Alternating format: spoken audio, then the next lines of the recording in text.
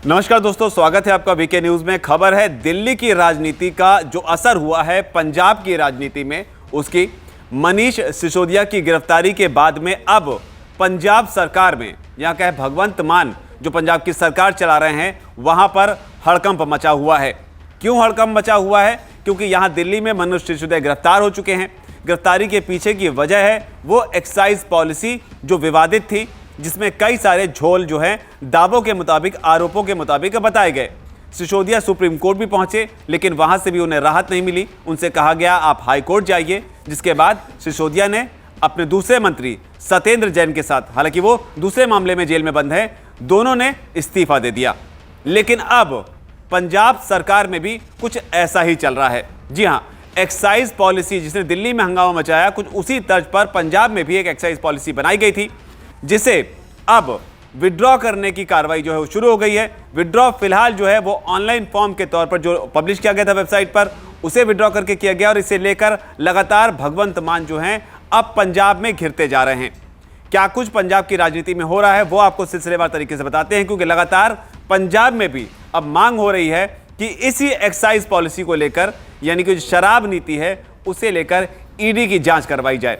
अगर आपको याद होगा तो यहाँ दिल्ली में भी ईडी और सीबीआई की जांच से ही जब एलजी ने निर्देश दिए थे, उसके बाद से ही सारा खेल जो है वो शुरू हुआ था। और अब फिलहाल जो इसमें अपडेट है कि सिसोदिया जो है वो जेल में है और बाकी अपनी कार्रवाई हुई। लेकिन पंजाब की राजनीति में क्या हो रहा है वो आपको बता देते हैं।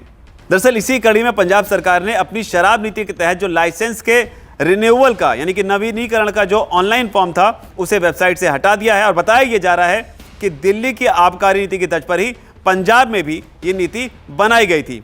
और विपक्ष जो है पंजाब में वो लगातार सीएम भगवंत मान का विरोध कर रहा है, उनकी शराब नीति का विरोध कर रहा है। और इसे ही लेकर बीजेपी, कांग्रेस और अकाली दल ने शराब नीति की ईडी से जांच कराने की मांग की है और साथ ही सीएम भगवंत मान से इस्तीफा भी मांगा है। लेकिन दिलचस्प बात यह कि दिल्ली में जो कार्रवाई है उसके बाद में पंजाब में जो हमला था विपक्ष का, वो और ज्यादा बढ़ गया है। उधर शिरोमणि अकाली दल के जो नेता हैं विक्रम सिंह मजीठिया, उन्होंने पंजाब सरकार पर निशाना साधते हुए उनसे मांग की है कि दिल्ली आबकारी नीति घोटाले की सीबीआई की जो जांच है उसको अब पंजाब तक बढ़ाया जाए, यानी कि सीबीआई की जो जांच है उसका दायरा बढ़ाया जाए, दिल्ली के अलावा पंजाब को भी उसमें शामिल किया जाए। उसके अलावा एक और नेता है, नेता प्रतिपक्ष प्रताप सिंह बाजवा, उन्होंने ईडी से जांच करवाने की मांग की है। उन्होंने कहा है कि इसमें भी भ्रष्टाचार की आशंका नजर आ रही है और यहां पंजाब में भी दिल्ली की ही तर्ज पर जो व्यापारी थे उनको अनुचित लाभ देने की कोशिश की जा रही है। आपको याद दिला दें कि नई आबकारी नीति को भगवंत मान ने पिछले साल यह कहकर लागू किया था कि इससे शराब के दाम गिरेंगे, लेकिन इसके बाद शराब के जो छोटे कारोबारी थे वो सरकार के खिलाफ अदालत पहुंच गए थे।